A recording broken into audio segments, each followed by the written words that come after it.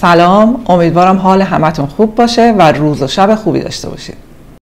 الان میدونیم که همه مردم به این آگاهی رسیدن که باید سبک تغذیه سالمی داشته باشن. باید غذاهای سالمی بخورن تا بتونن سلامتی بیشتری برای بدنشون تأمین بکنن.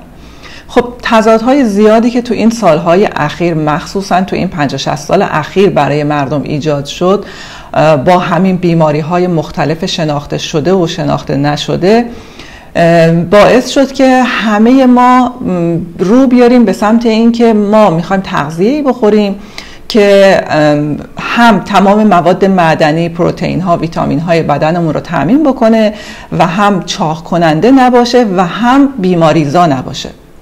خب صحبت هم درباره فواید و عوارض مواد غذایی خیلی زیاده توی شبکه‌های اجتماعی و انقدر هم تنوع مواد غذایی ماشاءالله زیاده که نمیتونیم انتخاب کنیم. یعنی انتخابو برامون سخت کرده که کدومی که از اینها مناسب تره و سالم تره. اگر رژیم غذایی خاصی دارید، اگر گیاهخوار هستید، اگر ویگان هستید، برنج و نون نمیخورید، خب باید یه ماده غذایی باشه که جایگزین اینا باشه که هم تمام مواد معدنی اینها رو برای بدن ما تامین بکنه و هم اون عوارض و ضررها رو نداشته باشه. توی این فایل در واقع یه شورتکاتیه برای اینکه من به شما معرفی بکنم یه جایگزینی که از هر لحاظ خوبه، یعنی تمام مواد معدنی، ویتامین ها، پروتئین ها رو برای بدن به خوبی تامین میکنه و هم اون ضررهایی که خوردن یک سری از مواد غذایی مثل مواد قندی، مثل کربوهیدرات های تصفیه شده، اون ضررها هم برای بدن ما نداره. برنج و کربوهیدرات های تصفیه شده مثل آرد سفید و ماکارونی، اینها در حد زیادی فراوری میشن و ویتامین ها و مواد معدنیشون رو از دست میدن و در واقع احساس سیری موقت میتونن در ما ایجاد کنن، نمیتونن احساس سیری طولانی مدت چند ساعت ایجاد بکنن. ولی این ماده‌ای که امروز من میخوام برای شما، این در واقع منبع گیاهی هستش که میخوام برای شما معرفی بکنم، پر از پروتئین، ویتامین و انواع مواد معدنی هستش که خیلی فواید زیادی داره و اونقدر غنی هستش از مواد مغذی که متخصصان تغذیه بهش لقب خاویار گیاهی دادن. حالا چرا این لقب رو بهش دادن؟ در ادامه من براتون توضیح میدم که چه خواصی داره و به چه دلیل این لقب رو به این منبع گیاهی دادن. این منبع گیاهی در واقع کینوا هستش. کینوا، حالا به فارسی کینوا میگن ولی به انگلیسی کینوا میگن، خیلی اختلاف نداره. کینوا یک قدمت بیشتر از 5000 سال داره، یعنی حدود 5200 سال قدمت داره.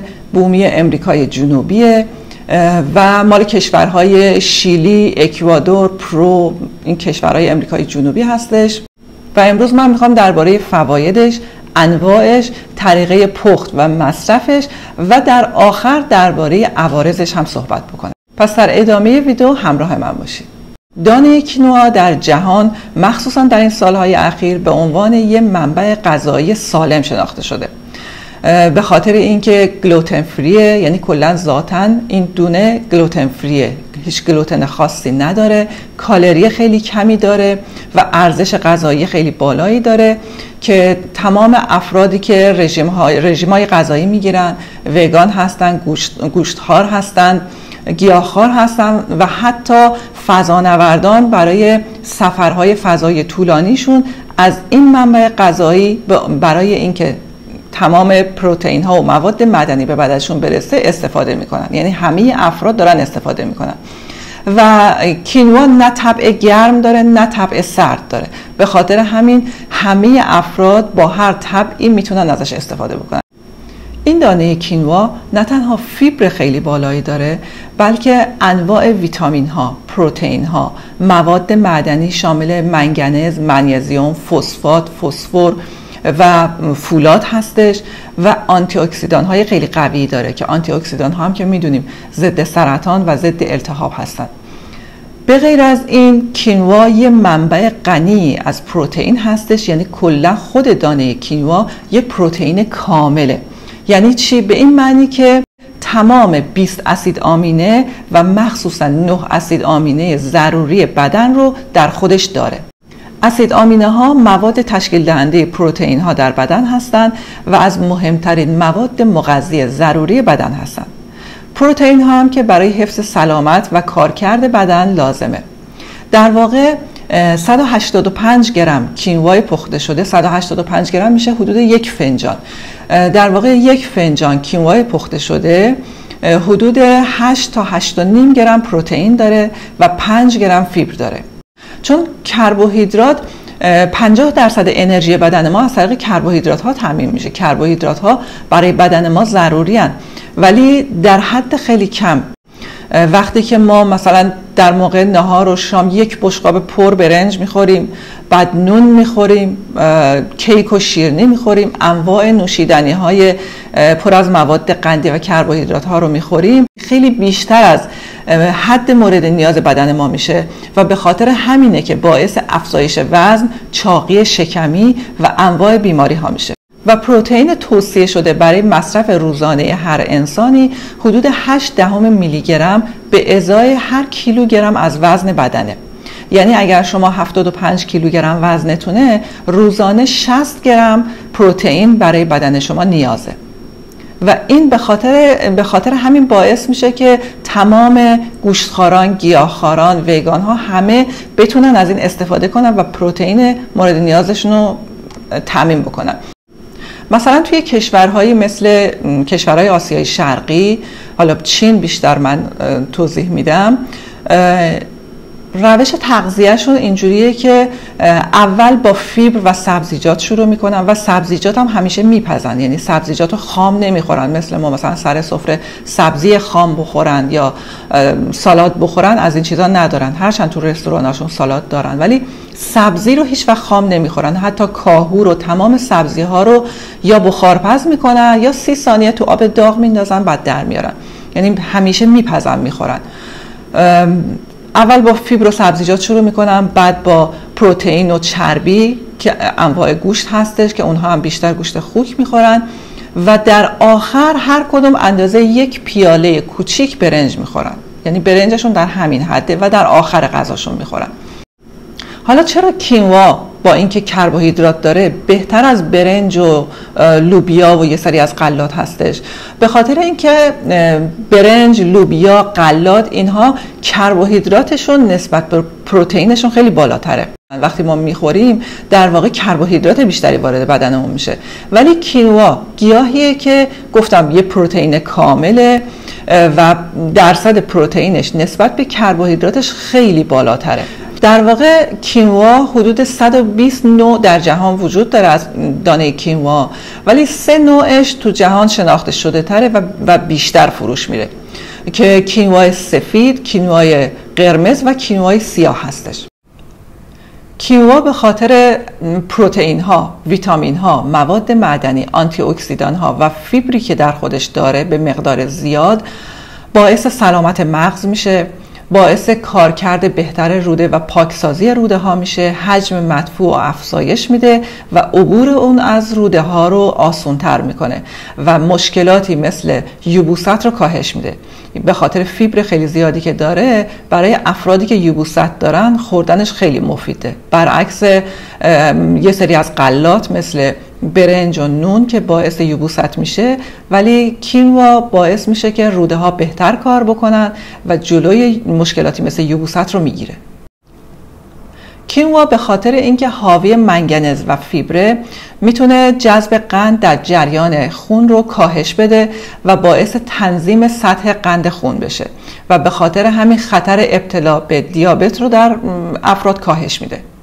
شما میتونید به جای خوردن شیر سراغ مواد غذایی برید که باعث تقویت و استحکام استخوان‌ها بشه و یکی از این منابع غذایی هم کینوا هستش، به خاطر منیزیم، فسفر، منگنز و همینطور امگا 3 که داخلش داره باعث تقویت استخوان‌ها میشه و جلوگیری میکنه از پوکی استخوان.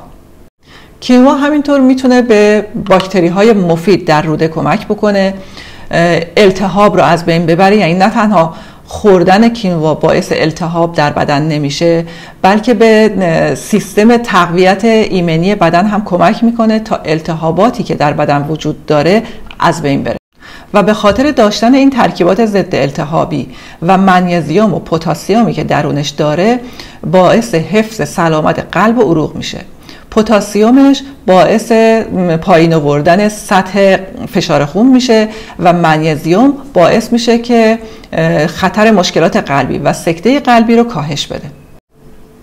کینوا همینطور دارای آنتی اکسیدانی به نام کورتیسینه که جلوی رشد برخی از سلول‌های سرطانی را میگیره، یعنی خواص ضد سرطانی هم داره.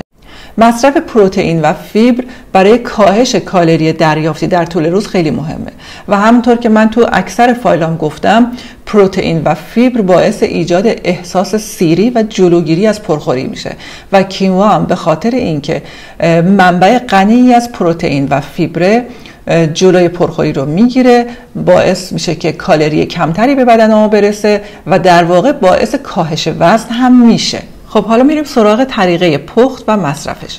طریقه پخت کینوا در واقع مثل برنجه، ولی با این تفاوت که خب برای پخت کینوا 2 فنجان آب میریزیم 1 فنجان کینوا، یعنی 2 برابر مقدار کینوا باید آب بریزیم.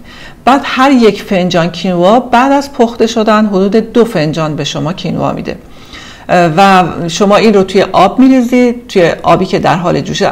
البته قبلش حتما بشورید. خب کینوا رو معمولا یک سری از مارک ها از قبل از بسته‌بندی میشورن و بعد بسته‌بندی میکنن، ولی خب یک سری از مارک های دیگه نه، می نویسن که بشورید، به خاطر ساپونینی که داخلش داره میگن که حتما بشورید. شما حتما این رو 2-3 دفعه با آب خنک بشورید و بعد داخل آب جوش بریزید تا زمانی که نرم بشه، دیگه مثل برنج دیگه، تا زمانی که نرم بشه. و بعد حتی میتونید داخلش یک سری از سبزیجاتی که دوست دارید بریزید، یا حتی میتونید کینوا رو داخل سوپ، داخل فرنی، داخل آش، داخل یه سری از غذاها بریزید استفاده بکنید. حتی باهاش کوکی درست میکنن، شکلات و کوکی های مخصوص درست میکنن و حتی میتونید توی پلوپز هم بپزید و یا حتی در صبحانه هم میتونید استفاده کنید. کینوا رو مثل فرنی بپزید و با مقداری بلوبری و یا پودر نارگیل و یه سری از این آجیل ها و اینها مخلوط بکنید و به عنوان صبحانه میل بکنید. و حتی تازه باهاش پاپ کورن هم درست میکنن، یعنی بهش میگن پاپ کینوا یا پاف کینوا، مثل همون پاپ کورن درست میشه توی قابلمه، فقط روغن نیاز نداره. حالا میریم سراغ عوارض جانبی کینوا. ممکنه بعضیا به کینوا حساسیت داشته باشن و اون حساسیت نشونش خارش پوست، معده درد و یا کهیر باشه. به خاطر ساپونینی که داخل کینوا هستش. ساپونین یه ترکیب گیاهیه که توی یک سری از گیاها هست و باعث ایجاد آلرژی و مشکلاتی توی بعضی از افراد میشه. برای این کار برای از بین بردن این شما میتونید حدود نیم ساعت تا 1 ساعت اون کینوا رو خیس بکنید توی آب، چند بار آبش رو عوض بکنید، تمیز بعدش 2-3 دفعه بشوریدش، آبش رو خالی بکنید، بشورید و بعد بپزید. هرچند گلوتن فریه، فاقد گلوتنه، ولی برای کسانی که بیماری سلیاک دارن حتما باید تو مصرفش دقت بیشتری بکنن، به خاطر اینکه کینوا در وقتی که تو مرحله تولید و فراوری قرار میگیره و بسته‌بندی قرار میگیره ممکنه در کنار غلات دیگه گلوتن دار بشه.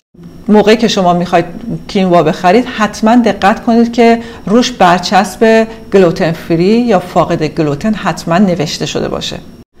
اگر از خوراکی ها، غلات صبحانه، شکلات ها و کوکی هایی که با کینوا درست شده استفاده می کنید، اینها مواد مناسبی نیستن. به خاطر شکر و کالری که درونش داره باعث افزایش وزن و التهاب در بدن و ایجاد بیماری میشه.